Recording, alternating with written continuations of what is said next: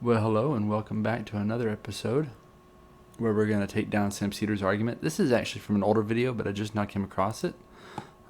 This is actually from 2014, but I think it'll still be relevant for the principles of anarcho-capitalism, of voluntarism, which, if you were to really think about the economics, it's the exact same thing.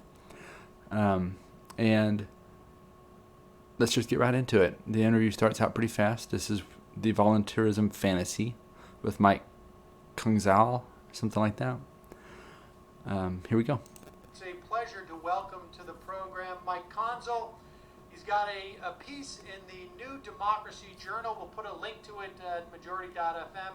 It's entitled The Voluntarism Fantasy. Welcome to the program, Mike. Hey, thanks for having me on.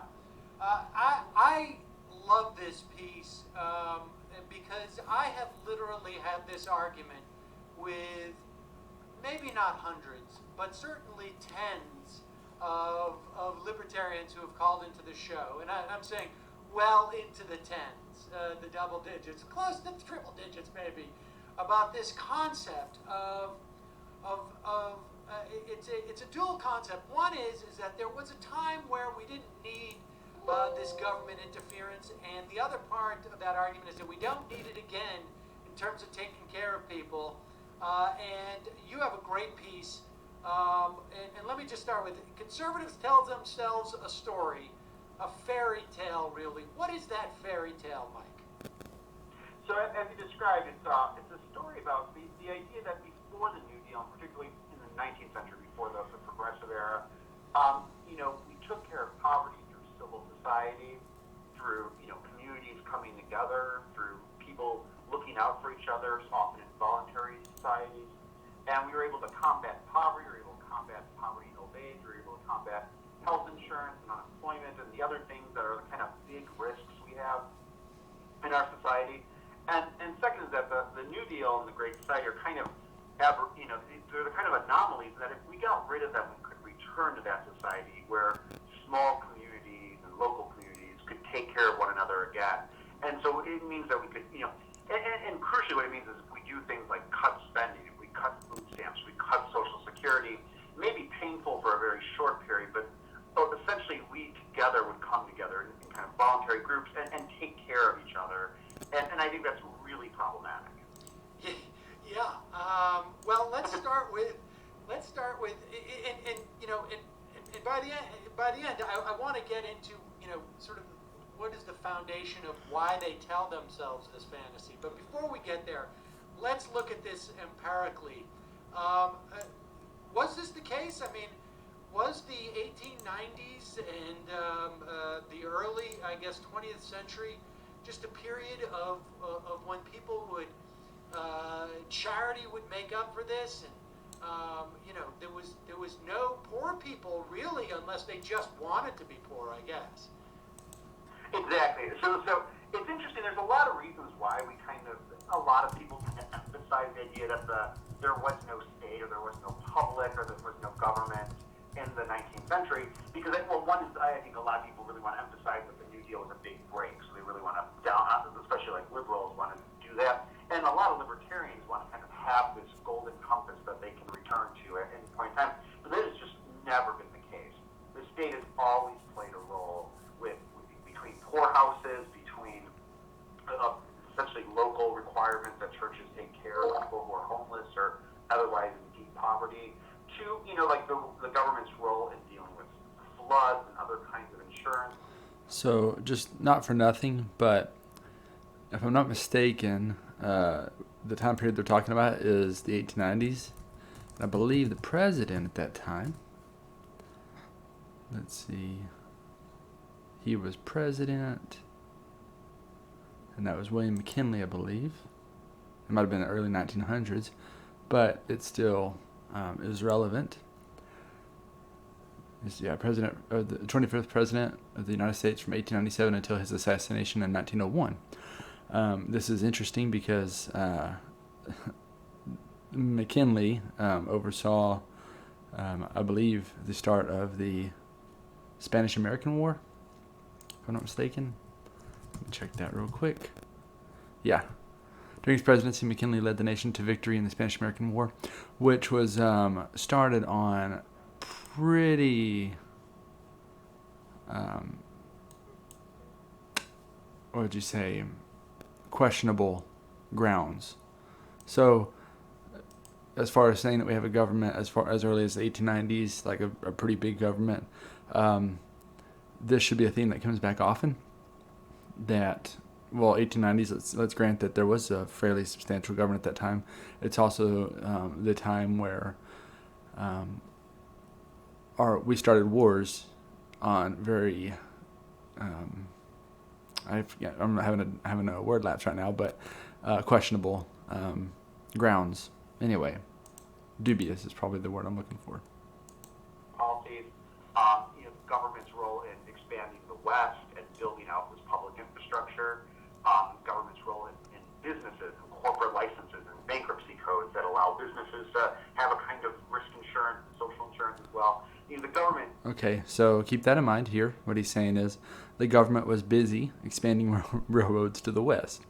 Not for nothing, but manifest destiny is a contentious topic in today's society. So, again, substantial government performing things that today we find questionable, as well as bankruptcy laws, such as perhaps the limited liability of a corporation, meaning that people are starting companies with no criminal criminal charges being brought against them because of local bankruptcy laws and such. So there's that. Anyway, let's continue. We'll try to shoot these down. I'll try to do it in more sparing detail, so that way we can kind of get through this video a little faster. It's the really deep roots. And when you go after the Civil War, it's even deeper because you have Civil War pensions that were kind of a precursor to Social Security. And so you have a really deep government. So the idea that there was ever this kind of laissez-faire system is totally a lie. And it's wrong. It's just a historical matter. We walk through the history of that. Well, what's true is that there was laissez-faire in the sense that the courts would always strike down worker protections and strike down unions and strike down minimum wage and hour laws. And that was consistent until the New Deal. So, but there was always the role of the state in structuring markets and structuring the way we deal with social insurance. The thing is, those systems tend to be very pro-corporate, and they also, with things like poorhouses, tend to be very demeaning, very difficult for people who were experiencing poverty, especially in old age. All right, so let's talk about a little bit of that of the social insurance system that existed, prior to the Great Depression and the New Deal. Let's talk about this idea of things like business risk management, and let's start with that. What does that mean, and how did it play a role back in those the late 1800s, early 1900s that libertarians in particular seem to pine for? Right. Well, if you look at things like a corporate charter, which is, a very much a government construction. It was created at the state level and expanded out of the Northeast, and it allows things for, like, if you're a shareholder of a company and the company goes bankrupt, you don't get thrown in debtor's prison, right? You're not on the hook for those losses in the way that people were back in the day, or back in earlier than the 19th century. See, I need not tell you that, with Donald Trump being president and having declared bankruptcy, over 10 times or something, that seems criminal to us in this society, but yet it is something that they're praising about a government, about the important role and benefits of government, is the ability to be able to do such bankruptcies. These leftists here are trying to have their cake and eat it too. They love the bankruptcy option, where you don't go to debtor's prison, but they hate it if it's the Republican president who is the one declaring the bankruptcies. So, anyway. Which meant that in practice you could suddenly get a lot of capital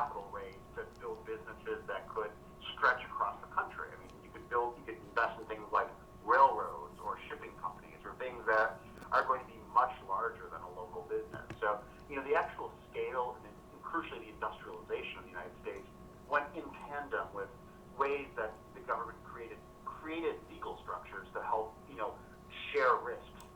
Yes, so again, this is another example of these leftists trying to have their cake and eat it too, in that these government creations, which is what this writer has already admitted to, allowed for you might call it the unprecedented growth in allocation of capital, or unprecedented aggregation of capital, so that way they can expand west. And again, manifest destiny was a bad problem, according to leftist philosophy today. So I'm not saying it's not a problem for me either. Certainly, Native Americans got a bad rap, and they got a bad deal in this whole thing.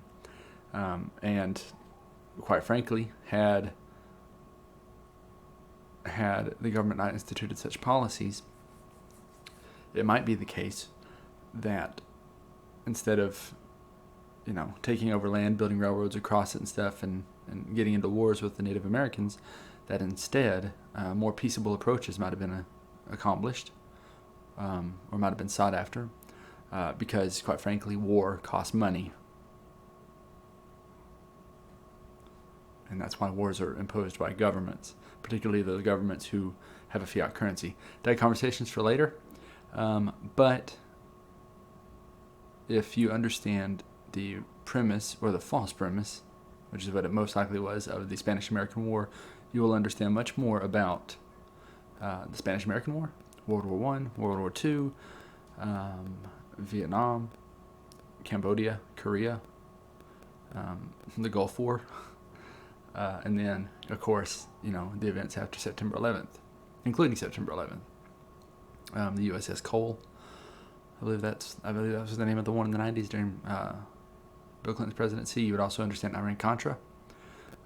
Anyway, that conversation's for later, but let's keep it in mind that it's the government that allowed the expansion of capital and credit so far by this writer's conclusion here, which really caused things that are very contentious today: bankruptcy, and basically not being criminally liable for bankruptcy, as well as manifest destiny, the expansion west, and the raw deal that Native Americans were given. All right, let's continue. Businesses. Now, it was only a matter of time before that same kind of logic would be extended to workers around the New Deal and to everyone with the Great Society. But you see, I think that point, I want to really hammer this point, because that is a form. I mean, things like bankruptcy, things like liability kept at arm's length, is a form of insurance that then is leveraged by people in the same way that I can take risks maybe with in my life, because I know that Social Security is there, and at the very least I won't be destitute on the street. But this is a social insurance for businesses. Absolutely. Like most forms of insurance, it limits the worst case scenario, right? So if you are trying to save money during your life but you can't do it, or you make a bad investment, Social Security makes sure you have a basic minimum in old age. Same thing with shareholders, that even if you invest in a company and it goes terribly wrong, you're not going to, your losses are limited. You will only lose what you invested. You're not on the hook for this extra stuff that's very difficult for you to manage. So, if you invested in, pets.com, that maybe have been a terrible decision, but you're not going to owe bondholders all this money. But if you invested in General Electric, it may have been a very good deal. So, the government's always had a very crucial role in building out our country. And that's, not to be, the whole "you didn't build that thing," is relevant here. I mean, there's always been a partnership, and the industrialization, the real economic might of the way the country was built up during the 19th century was always joined at the hip with the state. All right, so let's talk about, more sort of, I guess, obvious social insurance systems that took place, or existed during that era. You mentioned that churches were actually I guess, forced in some way or coerced by the state to provide some relief for people. Right. So when you talk, it's interesting because some people have accused me of attacking a straw man in this piece, but I don't think I have, because you talk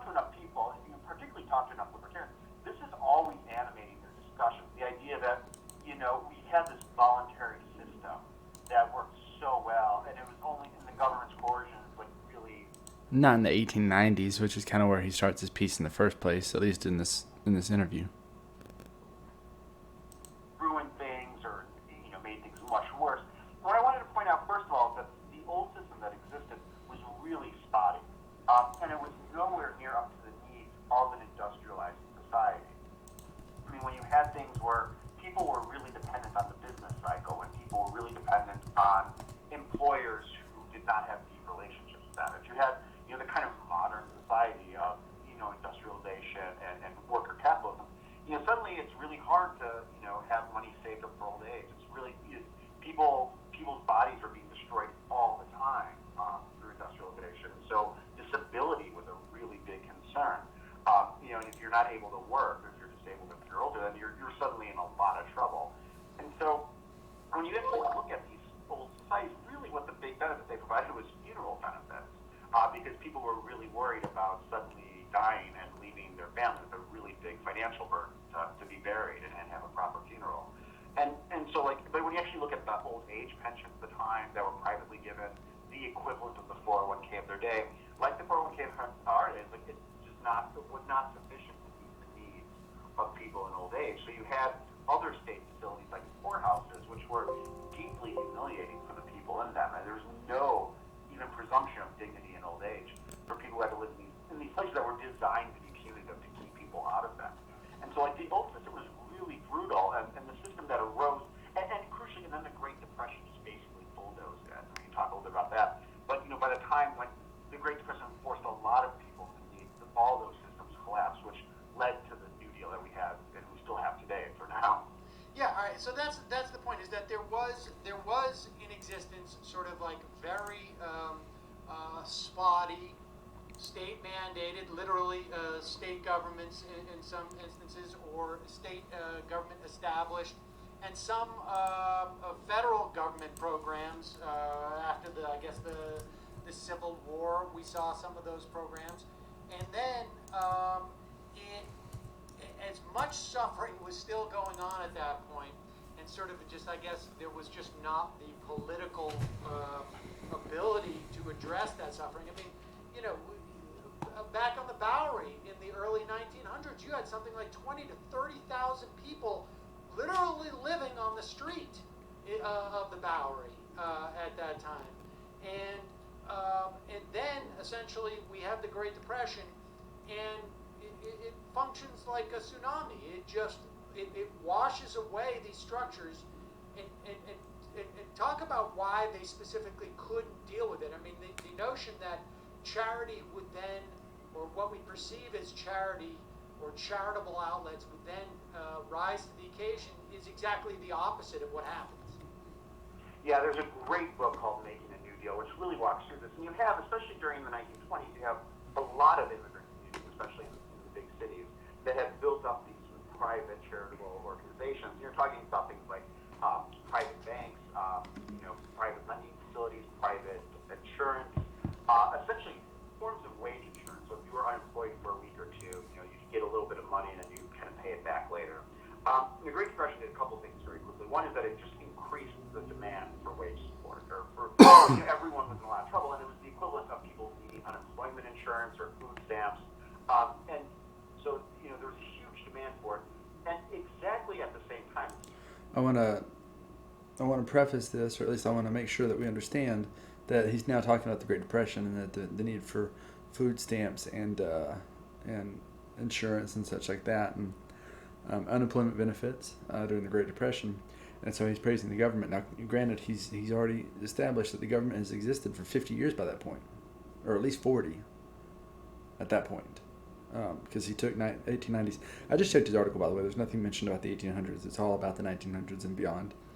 And no one should suggest that the Hoover Dam was not a big government project, because it was actually the most expensive government project at the time. No one should suggest that the Spanish-American War was not a huge government expenditure as well. Pretending that us dominating the maritime arena around Central America at the turn of the century, us coming to own that, which is what we did. We kicked the Spanish out of it.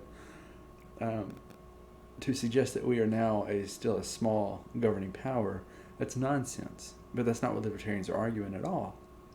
Libertarians are arguing prior to that, not the Spanish-American War.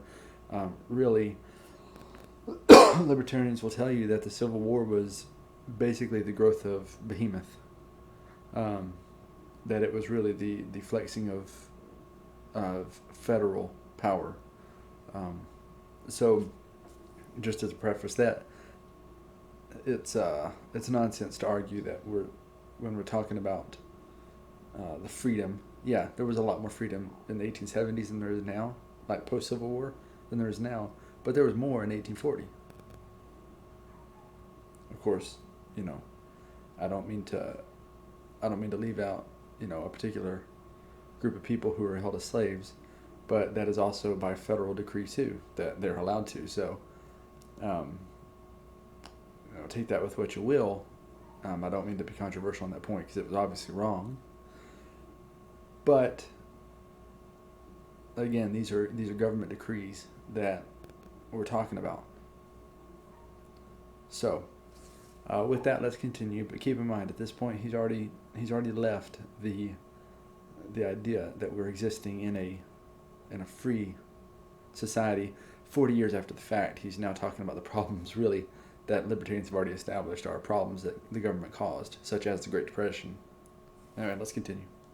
Second punch that people were tightening their spending, right? We see this in our recession as well. And people were afraid to donate, afraid to put money out there because they themselves are worried about their standing. So, there's a huge demand, and then the supply also contracts on the charities. And the third really big part is that the normal way, especially when you have a new wage earning force, that people deal with uncertainty is just putting more hours on the workforce, but you couldn't do that when unemployment was 10, 15, 20, 25% as it was during the Great Depression. So it was designed, the system was very fragile. It did not have the deep penetration it needed to really stabilize spending or really stabilize the welfare of the country. And secondarily, it did not have the deep pockets necessary to survive through this kind of things. So you saw these things collapse one after the other. And workers at that time saw this and said, you know what, we are, we're proud people, we don't know, we actually are there's a lot of reasons for this, but they suddenly turned to the idea that, the state can actually do this well, and it can do this in a way that's not totalitarian, it's not going to be intrusive, it's not going to be bad for people, it's just that we're going to have an insurance system that's run through the federal government that will take care of things like unemployment, disability, and old. So keep in mind, this takes for granted that the government was not the entity that caused the Great Depression. So keep that in mind as he's talking. Age, and ideally at the time they should have taken care of healthcare as well, but they did not. And that system has worked, and it's worked incredibly well. And I walked through how it's worked really well in the Great Recession, because we've also seen a decline in charitable giving during the Great Recession of the last 5 years, in a way where food stamps and unemployment insurance went out immediately and helped save the economy. Yeah. Now, those in particular are called automatic stabilizers. Just talk about. Just tell us what that means and how they function and how they ebb and flow based upon just basically need, I guess. Yeah, absolutely. So a nice thing. So when the housing bubble collapsed, a lot of people got very nervous and stopped spending so much. Corporations stopped investing, and then we saw the Great Recession really die. And the Federal Reserve was put in check on what they could do to try to boost the economy, especially in the short term. And so what you saw was that there was a big fall spending. However, because people became unemployed, because people became poor, the government automatically kicked out money to increase spending. So you saw food stamps go up. You saw unemployment insurance go out as people lost their jobs. They got their income stabilized through unemployment insurance. People pay into these things through their taxes, through indirectly through state taxes. The crucial thing, one of the nice things about automatic stabilizers, they automatically go up when, and this is the automatic part, when demand is weak, when people are suffering, and then they automatically come back down as the economy recovers. In fact, we're already starting to see food stamps and unemployment insurance go down independent of the cuts that are brutal and unnecessary. the logical endpoint of that is very useful, right? That it kicks in demand, it kicks in people, allowing people to spend to boost the economy exactly at the times that we need it. And just so that people conceptually, understand this, it's not that the amounts go up. It is that the number of people who are eligible increases, not because of any change in eligibility, but simply because people essentially fall into the realm of eligibility. Yeah, and it's crucial. And the thing is, to just say one more time clearer on my end, it goes up when the economy is starting to weaken, and it goes up automatically when the economy is starting to weaken. Charitable giving, what we saw in the Great Recession, has actually declined as the economy was going into collapse. And it declined even as a percentage of the economy. And when people went out and asked people, there's a whole industry that watches charitable giving in the country, it was simply because people were fearful about their budget, they were worried about money in their pocket, so they gave less. And that's exactly when you don't need that to happen. So there's a lot, I walked through kind of a theory of why charitable giving is a bad substitute for a proper social insurance state. And there's issues about, the penetration of it and how broad the coverage is. But it's also this issue of when things get bad, the government can step up in a way no other entity can. If we were relying, automatic stabilizers went up at about 2%, 3% of GDP at the beginning of the Great Recession, which is equivalent to all charitable giving in the country. And crucially, a lot of it goes to Harvard, a lot of it goes to your favorite opera hall to get, your favorite rich person's name on it.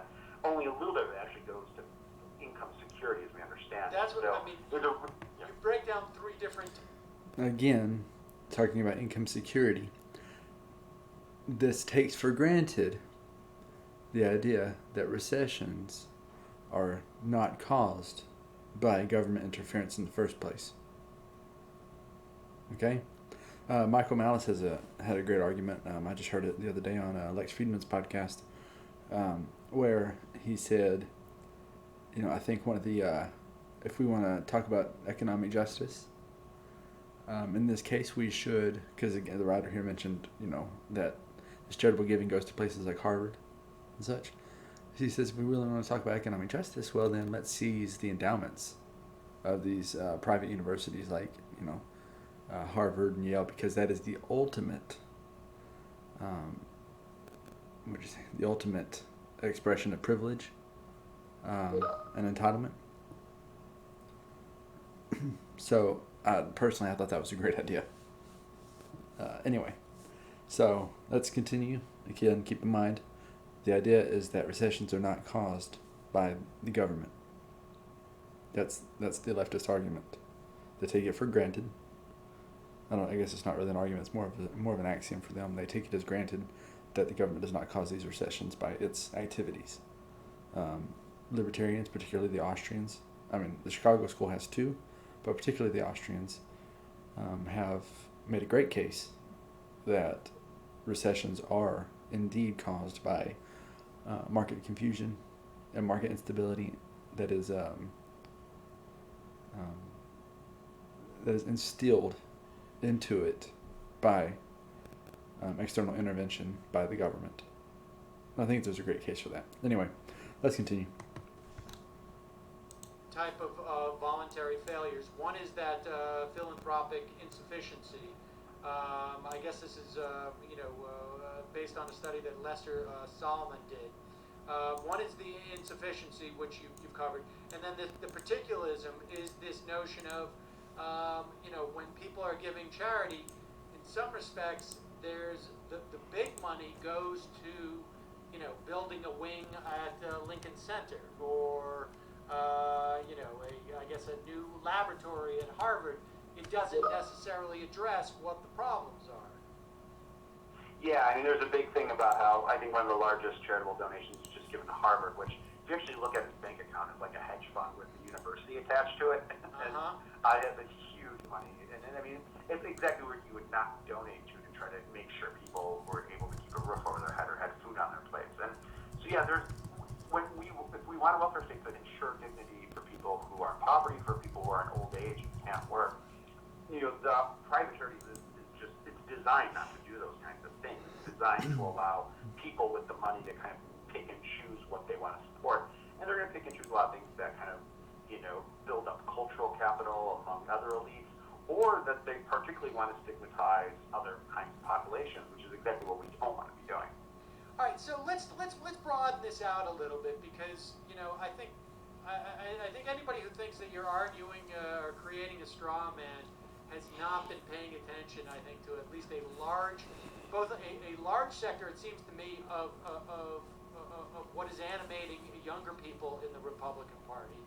A, and then B, the sort of the underpinnings of things that like Paul Ryan go out and talk about. This is at least what I use this term loosely, the intellectual underpinnings of what they're arguing. But I mean, why? I mean, it seems fairly easy to go back and look at the sort of the empirical reality about this. Why do you think this story is told? I mean, because on one level, the argument you're making is that is twofold. One is that we never lived at a time where there was no state intervention in social insurance, very broadly speaking, and two, that when it was minimal, it was not up to the task, and why we have today, and what we have today. It seems to me like that argument is made less based on sort of like, or I should say, the counter argument is made less based upon data and more on wishful thinking to justify essentially a worldview that libertarians have. Yeah, I mean, when you look at it, I see three broad trends. One is that people on the right want lower taxes on the rich and less money going through the government, full stop. So when you actually look at how the government spends its money, it spends a lot of it on health care and old age pensions through Social Security and income support for poor people. And, if you need to cut money, that's where you're going to cut it, and especially if you want to, conversely, lower taxes. The second is, I think a lot of people on the right, in different versions of the statement, have a real allergy to the public and to democracy and to the idea that we're in this together and we're going to ensure a baseline of support for people when they're vulnerable. They would prefer to see things go through private hands, things to go through markets or for-profit institutions. I mean, the classic one is private accounts for Social Security. George W. Bush actually ran a much larger deficit in Social Security, for all the deficit hawk allergy stuff about Social Security. They would have blown a huge hole solely for the purpose of running it through Wall Street and solely for the purpose of putting all that risk on each individual, because I think that very ideological vision of how risk emboldens people and enlivens people, or makes them existentially at risk or something. Where I think security is much more important for liberals and for regular people when they're actually asked about these things. And then the third is I think there's a kind of nostalgic and romanticism to a lot of conservative thought. I mean, I think Corey Robins wrote a book called Reactionary Mind that's really good on this. For all the talk about sober, bougie, kind of buttoned down conservatives, there's a real kind of reactionary nostalgia for old times when men were men and things were better. That animates a lot of this, and that can kind of drive this kind of 19th century converse, frontiersman society that doesn't exist anymore. I want to also touch on, you quoted I need to hear that President again. Truman in a... Let me see what he says.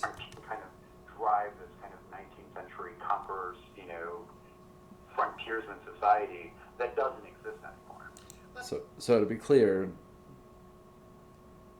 he's not mentioning this kind of stuff in the original article, but his original assertion was beginning in the 1890s. Now he's going to go to, any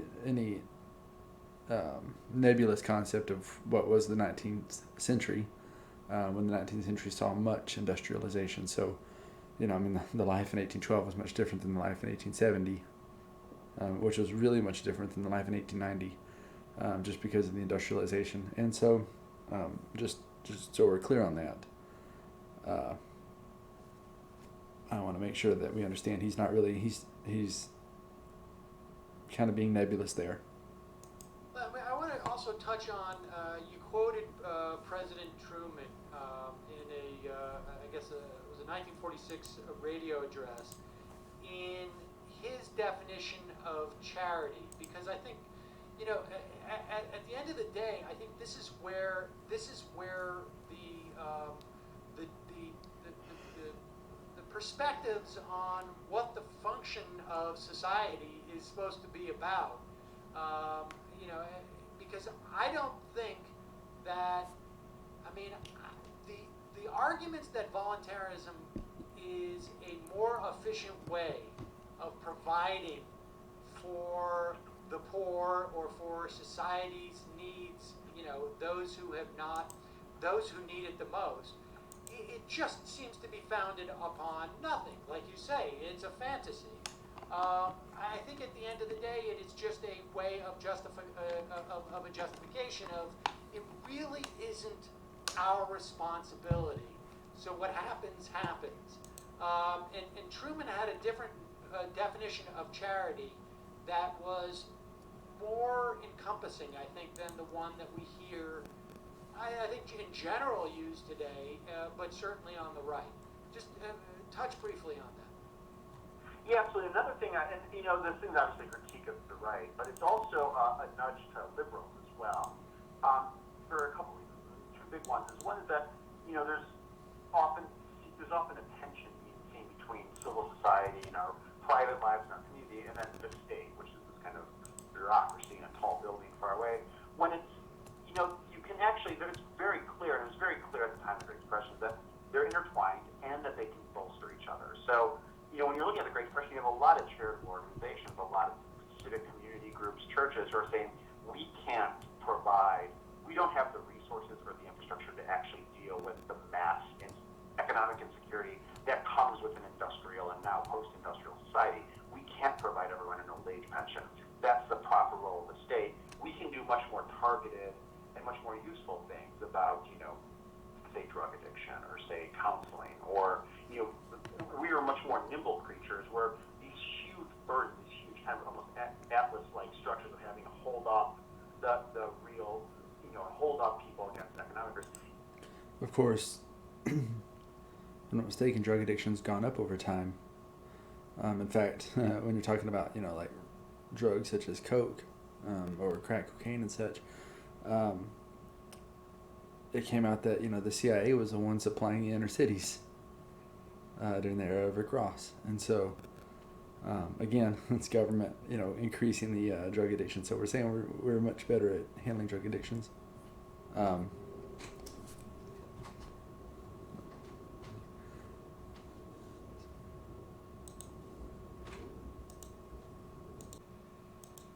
Is the proper role of the state. And by allowing the state to do these things, we can treat each other much more as equals and actually target problems as a community and as civil society. It's much easier. And the second thing is, I think liberals, and we're going to make some tough choices in the next decade about whether or not we need to lean more privately or publicly on things. The retirement crisis and Social Security is the most obvious place on this. And I think there's always been, especially in the last couple of decades, we see things like bowling alone, and liberals tend to really romanticize this stuff, and they seem to be much more uncomfortable with the public than where they need to be right now. And we need to really get liberals to re-examine this and really refound themselves in the idea that by doing stuff like increasing Social Security, we're not robbing civil society, we're actually allowing it to be much more richer and more complete by completing this project. Well, what do you make of that argument that, if we didn't have taxes, then there'd be a lot more money for charity? Well, there'd be some, but the charity would go in a lot of, it wouldn't do the things we want social insurance to do. So, you'd see a lot more, people would bid up the name that goes on the fancy opera in New York or whatnot, or bid up the names that go on the dorms at Harvard. There would be some, and then the other thing is that it would be spotty, it'd be bad coverage. It would be, in certain areas and not in other areas. It hit certain people and not other people. And the big thing is it wouldn't be consistent. It would kind of come and go with the winds of people who have the money to donate. And that's not what we need social insurance to do. We need that is the opposite of economic security, which in turn. So this presupposes that same argument there again. It presupposes that government is not growing the needs for social insurance, quote unquote, that ultimately government is reducing those left behind in social insurance. Of course, granted, we exist in a government which now has its citizens facing a social security and retirement crisis. And keep in mind, we've had social security for over half a decade now, probably I guess going on closer to a century now at this point. And it's subject to the whims of the people, or at least of the government, whether or not you agree that that's the people. But again, either statement or either way that you take that, just like in my other videos, and you'll repeatedly hear this, is that at the end of the day, your problem is with the government. Either it's not representative of the people, or it is and it just sucks at its job. You make the choice, but either way, your problem's with the government, not without it. And it makes a lot of suppositions in his article that those who are needing help or needing assistance or laid off because of things like Great Depressions are not actually the direct consequence of government involvement. One of the problems with 401ks, and we can get into this in a later time, is that the marketplace, the stock market, I should say, not the marketplace, but the stock market was inflated by the federal government, or at least by the Federal Reserve, which is interesting because, of course, it's not a federal government entity, it's a private bank. Anyway, that's all I'm going to have for this video. We'll close this out real quick, and then that's all I'm going to leave it at because this video is getting a little too long. If you have questions, please let me know. Leave some questions in the comments if you need to. Let me know what you think. Leads to an economic really kind of freedom. Well, Mike, I love the piece, the voluntarism fantasy. It is at the New Democracy Journal. We got a link to it at majority.fm. Really appreciate your taking the time to come and talk to us about it.